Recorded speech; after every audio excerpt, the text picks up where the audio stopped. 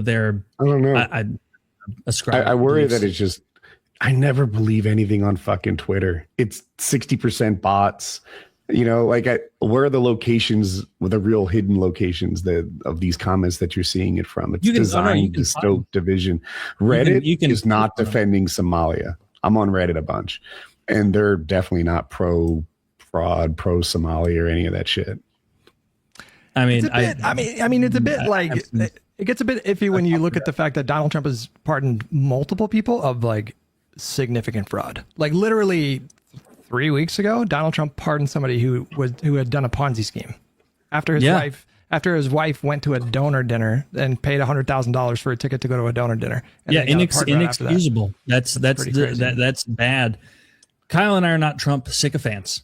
Like he does horrible things all the time. And if anything, the biggest problem to me with Venezuela and all that intervention is that it's not like we're not focusing domestically. Like we focus domestically, outroot, like get rid of this fraud, force voter ID, actual mass deportations, not deporting 300,000 people every year. Get fucked. That's ridiculous. You won't even remove 10% of the people that the Biden administration brought in illegally at this rate. Like, stop it. Like, it's been inept for the most part. And that is my criticism. He's not doing the things. Trump only cares about fraud if Democrats are responsible. Sure. Yeah. Yeah. He definitely, because also this fraud is being discovered in Texas as well in huge numbers, but it's a different form of fraud. So it's this thing where Indians come here and they get what's called an SBA 7 or an SBA 8 loan. That's a government backed loan that gives them $5 million to buy a business. And they buy a franchise of McDonald's or something for $5 million. The previous person's like, this is great. This is all government backed, so it doesn't matter. It's 5-year, no interest. And they buy that. And then they say, we can't find employees. We need more Indians. That's why, like, the McDonald's near me got bought by an Indian guy with an SBA 7 or SBA 8 loan, I'm sure. And then now every employee there is Indian. We severely underestimate the nepotism of Indian people, and that's a problem right now with Woody. You know this. Like they're not looking for the best people in tech. If an Indian guy gets made hiring manager, he's looking for other Indians. He's expanding H1-B to try and get them, and that's really fucking bad for Americans. And even fucking Elon Musk defends this horse shit because he's in tech. It's anecdotal experience, but it seems like everyone but Americans tend to like create their own cliques. Like I'll do it this way. In sports, Brazilians root for Brazilians. Americans root for their favorite fighter. Might be Brazilian, might be American. Lots of guys were rooting for Silva over Chael Sonnen. It was like 50-50 in America, but it was 100-0 in Brazil. And you take that same mindset and apply it to like my experience at Cisco.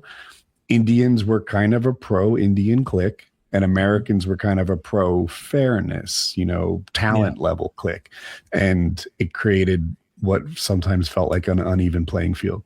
Sure. White people really underestimate the intensity of ethnocentrism from populations we import and other groups. Because I think there's a lot of white people that are super familiar with ethnocentrism, but like, yeah, Hutch is right. There are white people who definitely are pro-white people, right? Doesn't it? I mean, America's literal superpower is our ability to attract really intelligent people who have come here and innovated and traditionally significantly contributed. Yeah, to we our want them. economy. We don't want the entry level guys though, like squeezing out the market of our entry level guys. Like Taylor said, they should put that limit on that H1-B visa at 300,000. The bottom should be $300,000 income jobs, because anybody who's in India who's worth $300,000 to a company in America, I want here. That's a fucking go-getter. I bet he's doing 3 people's job at least. Get him over here. He's either the greatest manager motivator, or he's an innovator, or he's just a demon on the keys. Like, can I lay that out for Hutch? So you may not have heard this. Taylor said something that I thought was genius. He says H1B employees should be invited here, but their minimum salary should be $300,000. Because the reality of H1B, something I'm pretty familiar with because I worked in tech for so long, is that they bring over tons of people and they have them at lower wages. H1B is a visa that's tied to your employment. So you can't change jobs. If you change jobs, you get deported. You might know this, but I'm talking to the listeners too. Okay. And so if you change jobs, you get deported. That severely impacts your ability to, say, negotiate a raise. So even if you're not an H1B employee, you're competing with those that are, and it suppresses wages across the field. Taylor's idea, make them, if H1Bs are supposed to be filling this talent gap we don't have here, they're supposed to be the best and the brightest, these exceptional people, make it so they all have to earn 300 grand. Then if you're paying them 300 grand, they truly are curing cancer, tech geniuses, advancing the state of AI. They're the go-getters. They're the guys who bang the prom queen.